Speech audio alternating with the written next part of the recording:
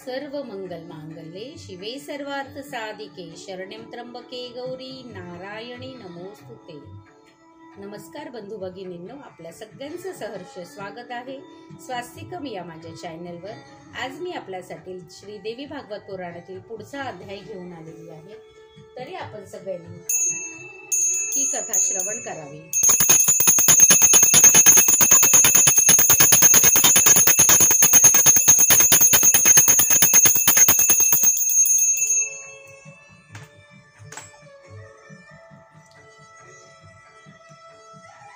आई महेश्वरी, तुझ्या चरणी एकच प्रार्थना आहे। तुझ्या ज्या कुठल्या भक्तांपर्यंत तुला हे पोहोचवायचं आहे त्या सगळ्यांपर्यंत हा व्हिडिओ नक्कीच पोहोचू दे आणि त्यांच्या आयुष्यातील ज्या काही अडीअडचणी आहेत त्या दूर होऊ दे, त्यांना सद्बुद्धी येऊ दे आणि त्यांची कामं सुरळीत व्यवस्थित होऊ दे। हीच तुझ्या चरणी प्रार्थना आहे।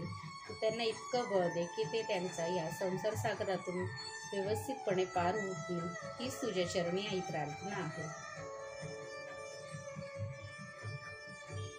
मंगल मांगल्ये शिवे सर्वार्थ साधिके शरण्यं त्र्यंबके गौरी नारायणी नमोस्तुते।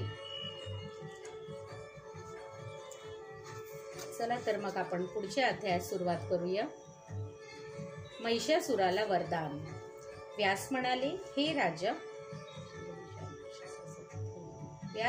हे राजा, महिषासूर नावाच्या एका दैत्याने एकदा सुमेरू पर्वतावर जाऊन घोर तप केले होते। त्याचे तप पाहून ब्रह्मदेव संतुष्ट झाले आणि त्यांनी त्याला वर मागण्यास सांगितले। तू जी वस्तू मागशील मी ती तुला देईन, असे ब्रह्मदेव म्हणाले। तेव्हा तो महिषी नामक दैत्य म्हणाला, पितामह, आपण मला अमरत्व द्या, मला अमर होण्याची इच्छा आहे।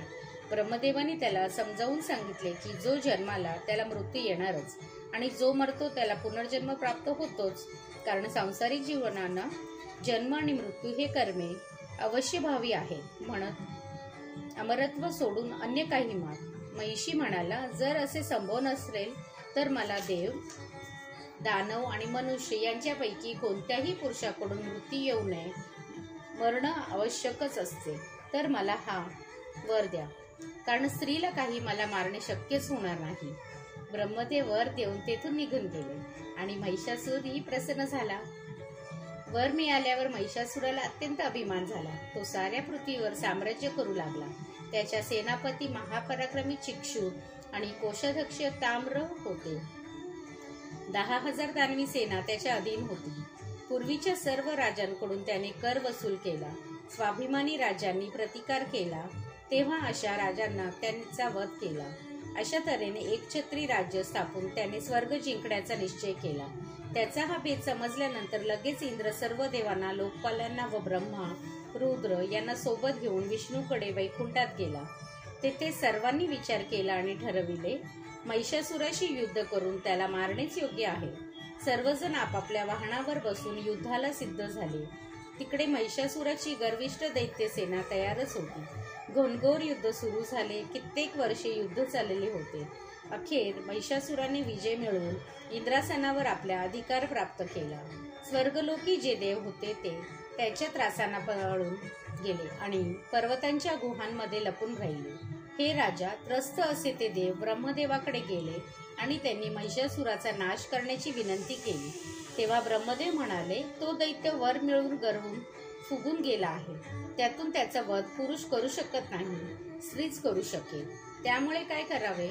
आपण सर्वजण विष्णूकडे जाऊया। ते सर्वजण प्रथम शिवाकडे कैलासावर गेले।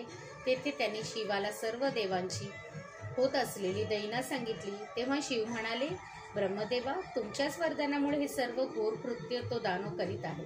आपण सर्वजण आता विष्णूकडे जाऊ, तेच काही उपाय शोधून काढतील। ते सर्वजण मग विष्णूकडे वैकुंठाला गेले। श्रीदेवी पर्णमस्तु, शुभम भवतु, शुभम भवतु, शुभम भवतु।